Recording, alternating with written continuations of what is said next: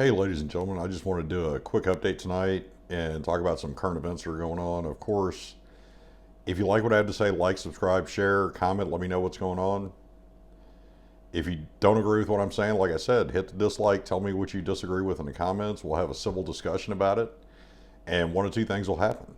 Either I'll still disagree with you or you'll change my mind.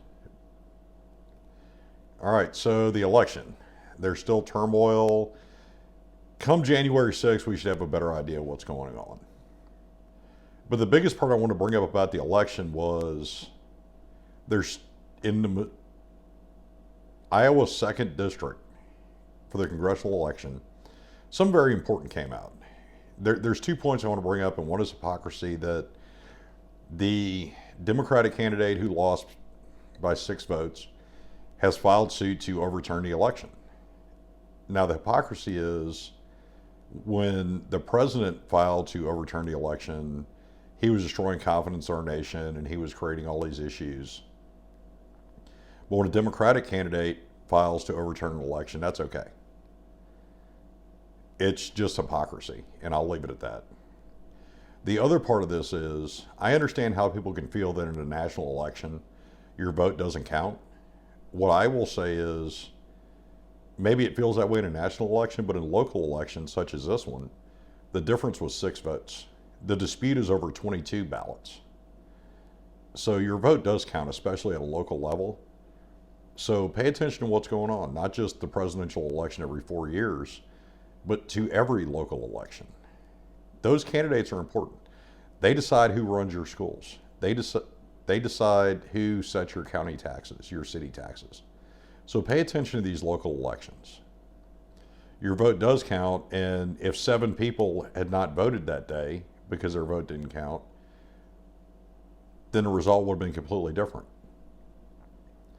And there's a saying that all politics are local, so think about it that way. Now, moving on, we have President Trump has vetoed the National Defense Authorization Act, and people could say what they want about that because the COVID relief bill was tied to it. It's called an omnibus spending bill. Now, the reason that Congress passes an omnibus, in all reality, is they don't do their jobs. They don't actually complete a budget and put it forward for a vote, which is what they're supposed to do. That's the House of Representatives, that's like their main job. And they have failed to do it for over 10 years. They have an omnibus, they'll pass a stopgap measure to keep people getting paid. And here's what I'll say about this. The original COVID relief bill was $600 to each American. The problem with that is, out of the entire bill, I'm actually going to look at my notes because I want to get this right because I wrote it down. The total bill was $2.3 trillion. Of that $2.3 trillion, only $200 billion was actually set aside for the American people.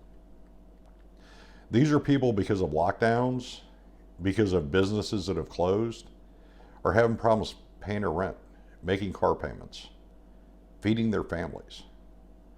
Now, the president has come back and said, I won't sign it unless there's $2,000 per citizen. Congress, congressional leaders have said, yep, that's no problem, we'll do that. But in addition to that, there's funding for gender studies in Pakistan. There's funding for, and as somebody with a degree in international relations and economics, I understand soft power and why we allocate money to assist these countries. I do. I won't argue that. What I will argue is, at this point, the focus should be on the American people. So my challenge to congressional leaders is actually write a standalone bill for COVID relief. Don't add anything else into it. As far as bailing out California or New York, you know what? Governor Newsom, Governor Cuomo, Comrade de Blasio, you destroyed your economies. I don't live in your states. I will never live in your states. Why should I be responsible for bailing you out when you made mistakes? And as far as the citizens of those states, and especially of New York City, then vote out the people who bankrupted your city. I'm a huge fan of 70s TV, and some of it is, part of it is it's a human nature thing. If you watch old episodes of Barney Miller or Archie Bunker, you'll see things brought up about racism and sexism, and they just wouldn't fly on TV today. But there's also episodes of Barney Miller where they discuss when New York City went to the federal government for a bailout in the 70s. The big bad days of New York City when people didn't go through Times Square because it was full of porn shops and just dirty, and if you look at some of the reports coming out of New York City now, they're going back to it. All the improvements they've made, and thanks to two men, Andrew Cuomo and Bill de Blasio, New York is reverting back to that. So what I will say is, vote out the leaders that have failed you. I'm 100% in favor of term limits because people will say, well, it takes this long to get used to doing the job and know what you need to do. Here's a secret. People that don't know what they're doing, could they really do a worse job than what we have now? Congress does nothing. They argue back and forth. They can't come up with a budget. They're more worried about investigating each other and the president and getting infiltrated by Chinese spies than they are about actually looking out for their constituents, the American people. So vote them out. Vote them all out. Give them, even if we don't create term limits, and in your head, look at the candidates that are there.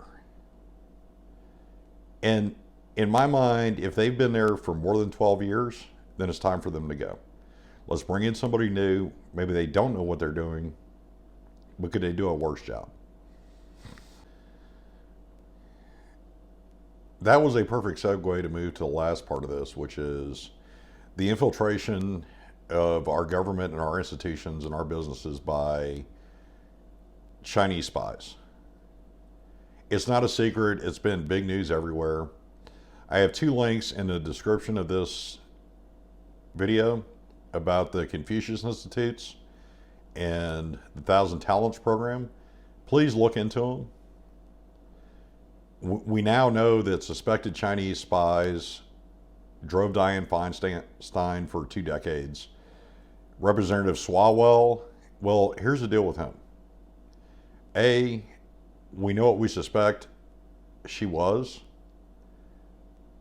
So why is he not resigned? Why is there not an open investigation? Why is he still on the intelligence committee? Please, somebody explain this to me.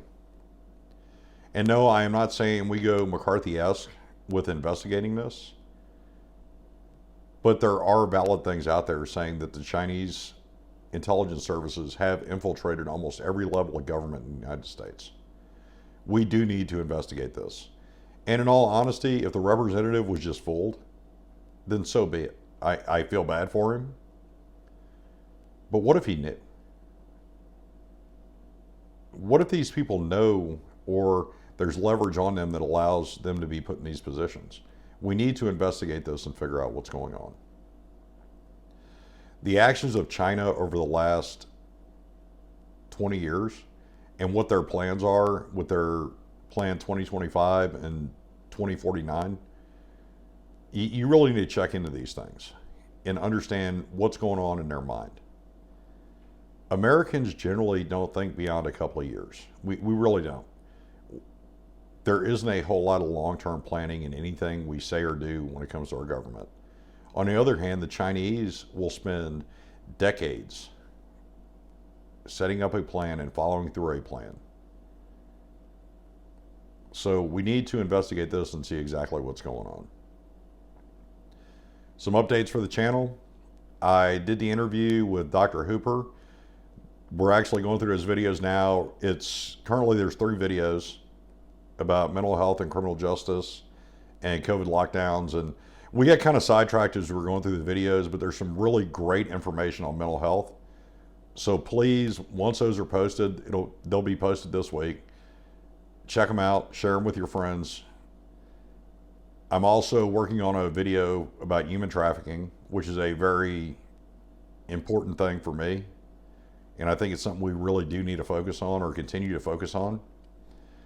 I've also talked to Missouri State Rep Nick Schroer, who's going to come on after the first of the year. We're going to talk about criminal justice reform.